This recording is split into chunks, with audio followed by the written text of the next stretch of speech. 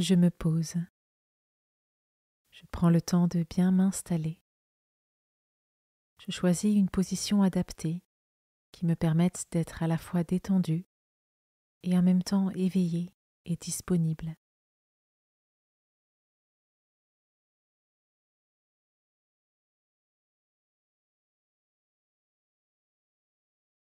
Je suis dans de bonnes conditions pour m'ouvrir à Dieu. Je le fais très simplement, par une parole si cela m'aide, ou par une simple attitude du cœur par laquelle j'invite Dieu à venir en moi maintenant.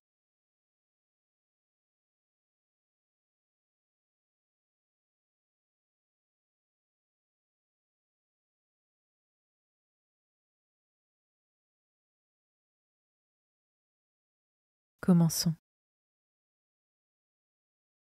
Évangile de Jésus-Christ selon saint Luc, chapitre 11, versets 29 à 32.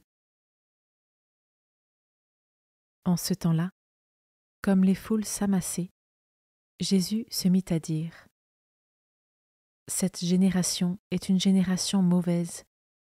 Elle cherche un signe, mais en fait de signe, il ne lui sera donné que le signe de Jonas.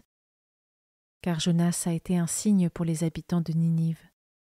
Il en sera de même avec le Fils de l'homme pour cette génération. Lors du jugement, la reine de Saba se dressera en même temps que les hommes de cette génération, et elle les condamnera.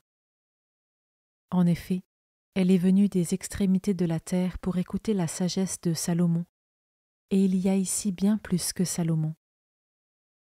Lors du jugement, les habitants de Ninive se lèveront, en même temps que cette génération, et ils la condamneront. En effet, ils se sont convertis en réponse à la proclamation faite par Jonas, et il y a ici bien plus que Jonas.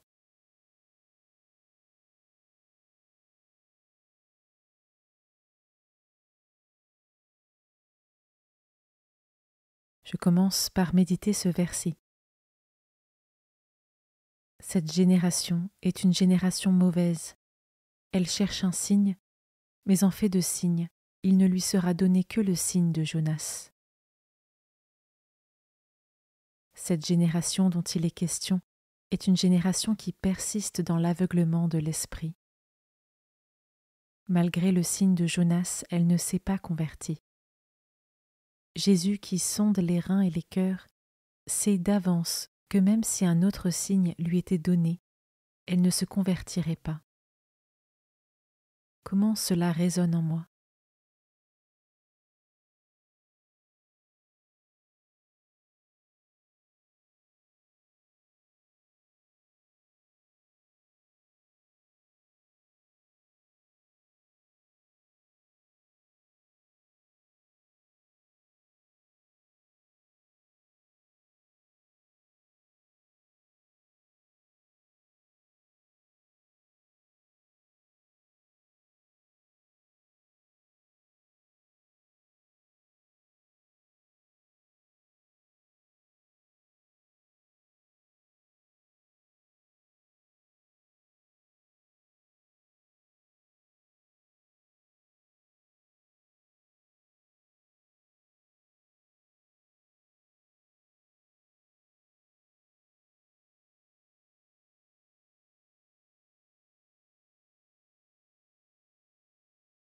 Je peux maintenant m'arrêter sur cet autre verset.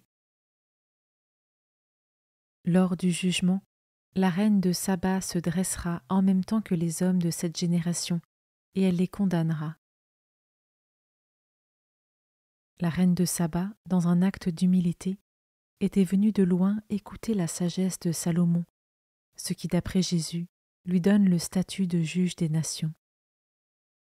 Mais Jésus est bien plus que la sagesse de Salomon.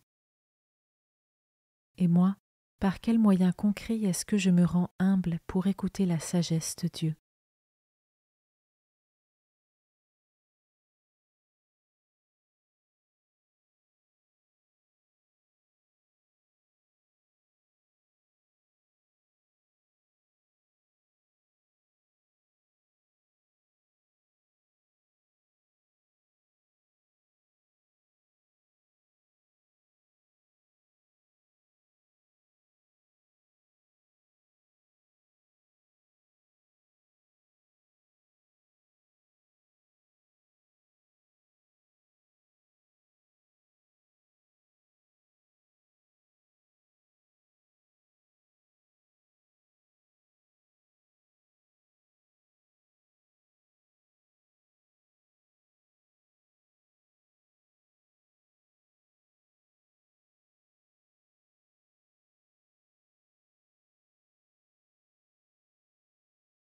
Je termine en méditant ce dernier verset. Lors du jugement, les habitants de Ninive se lèveront en même temps que cette génération, et ils la condamneront. Ninive était une ville pécheresse, mais sur les exhortations du prophète Jonas, elle a su se relever de ses péchés et bénéficier de la miséricorde de Dieu qui la place au rang des juges des nations. Et moi, ai-je confiance en la miséricorde de Dieu qui peut m'apporter la sainteté suite à la repentance?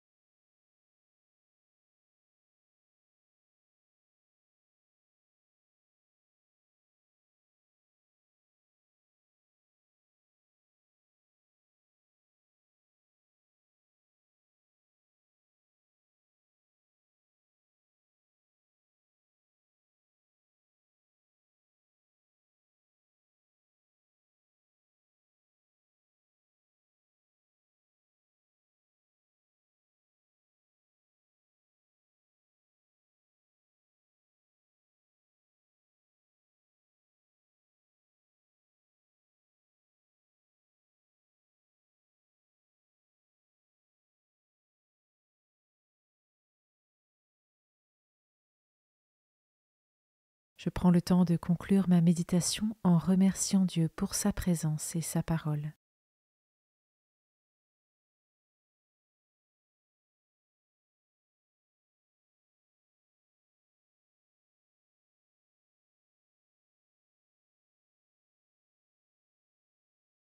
Belle journée et à demain.